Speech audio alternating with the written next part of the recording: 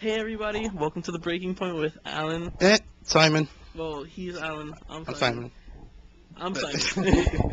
And today we're going to be reviewing Call of Duty 2, well, Call of Duty Modern Warfare 2. Yes. It is the most anticipated game of the year. I loved playing this game. I mean, I could keep playing the game over and over and over and over and over and over and over again.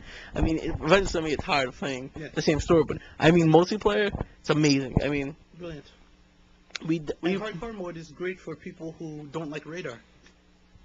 Yeah, I mean, we rented the game the first time, and we played it for like 12 minutes, and then he had to leave, and I beat the game that same day. Yeah, life scenarios prevented me from playing my video games, which I'm very sore about, but that's another subject. Yeah. Well, anyway, the graphics in the game are amazing. I had no frame rate problem at all. It was just up to quick movement and a lot of going on, explosions around you. It was, it was really actiony. I loved it was an adrenaline rush the whole time you played. It was never a boring part.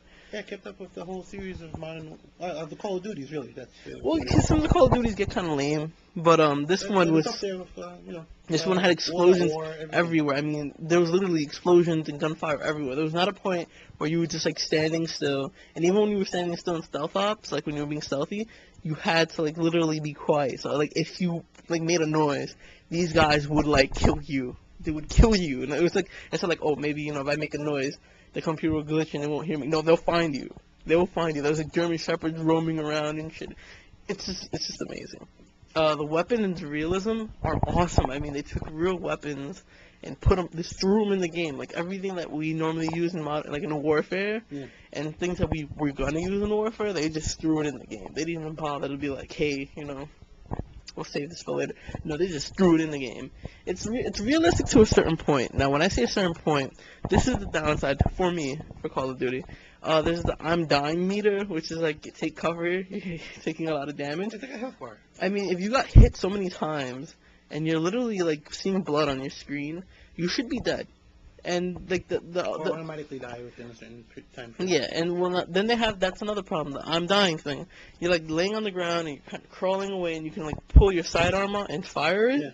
Now you can do this for quite a bit of time, like for like 30, 40 seconds. I mean, how's that different? It's not more to them. What's that? The one that you can blow.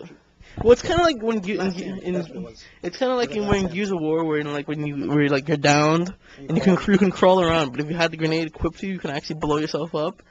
It was kind of like that, and it took way too long for you to die. With multi-platform, which is good for if you didn't own an Xbox 360, if you didn't own the PS3 or PC.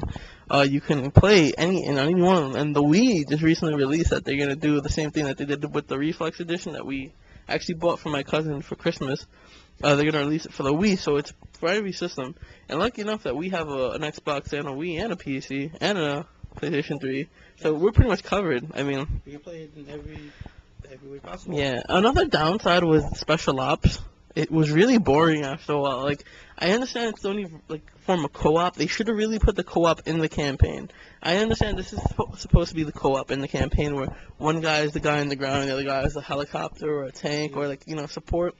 It was just lame to me. It was just so stupid, and it sucked. To me personally, it sucked. The biggest complaint from a multiplayer standpoint is that sometimes if you don't have the ability to get a partner who can match your abilities, you are stuck. You cannot advance any further. Yeah, and there was the biggest complaint I've heard from. There was a lot of controversy to this game when it first came out, which was the No Russian mission, where you actually were part of the army and you went undercover as with the Russian terrorists, and you went to a Russian airport and you killed all the Russians.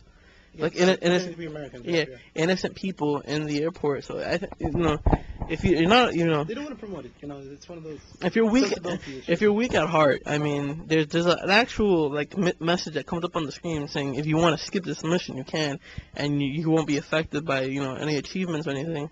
So I mean, I ran through it. I didn't shoot anybody at all. I let them do all the shooting until the army came and started shooting at me, and then I shot back. But I really didn't, want to do it.